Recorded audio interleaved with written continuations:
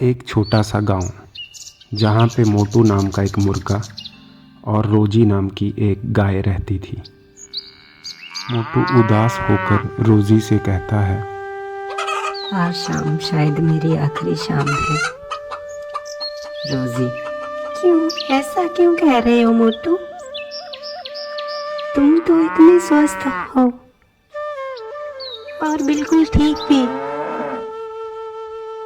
मोटू रोजी से कहता है, आज सुबह मालिक रामलाल ने कसाई कासिम मियाँ से कहा था, कल सुबह इस मुर्गे को ले जाना, मेहमान आ रहे हैं। रोजी डर कर, कसाई, नहीं, ऐसा नहीं हो सकता।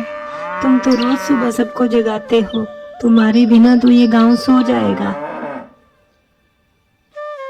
मोटू, रामलाल के लिए मेरी आवाज से ज्यादा जरूरी है मेरे पकवान।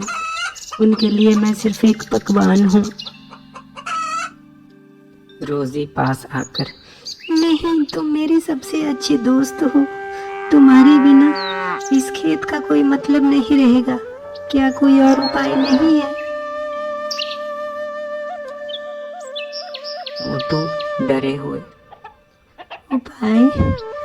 उपाय तो कोई भी नहीं है। लगता है मैं कल तक नहीं बचूंगा।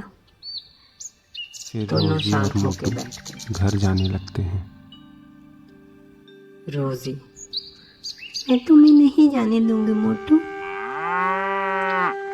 जब सुबह कासिम मियाँ आएंगे तो मैं उन पे हमला कर दूंगा और वो यहाँ से भाग जाएंगे और तुम बच जाओगे मोटू। मोटू, नहीं, तुम ऐसा नहीं करोगी। अगली सुबह कासिम मियाँ बड़ा सा चाकू लेकर रामलाल के घर आते हैं।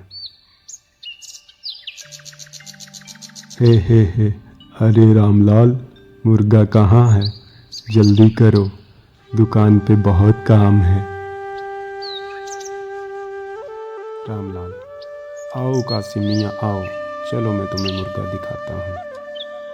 कासिम मियाँ और रामलाल खेत में पहुँचते हैं जहाँ पे रोजी घास चर रही है और मोटू बैठा हुआ है। रोजी पीछे मुड़कर कासिम मियाँ को टक्कर मार देती है। अरे ये गाय पागल हो गई है, कासिम मियाँ पीछे हटो। अरे रामलाल, तुम्हारी गाय तो बड़ी खतरनाक है। अरे नहीं कासिम मियाँ, ऐसा नहीं है, पर पता नहीं आज इसको क्या हो गया। रोजी का बचाव करने का जज्बा देखकर कासिम मियाँ ठिठक जाता है।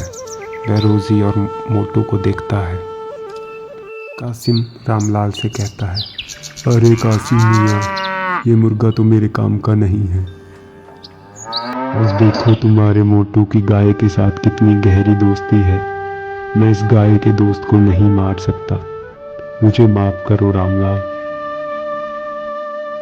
और ये कह के कासिम मियाँ वहाँ से चला जाता है। रामलाल रोजी और मोटू की दोस्ती को देख के दंग रह जाता है और वो भी अपने घर की तरफ निकल जाता है।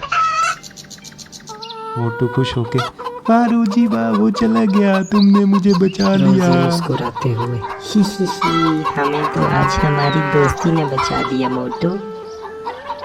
कहानी की सीख, दोस्ती की भावना और हिम्मत के आगे बड़ी से बड़ी मुसीबत भी हार मान जाती है।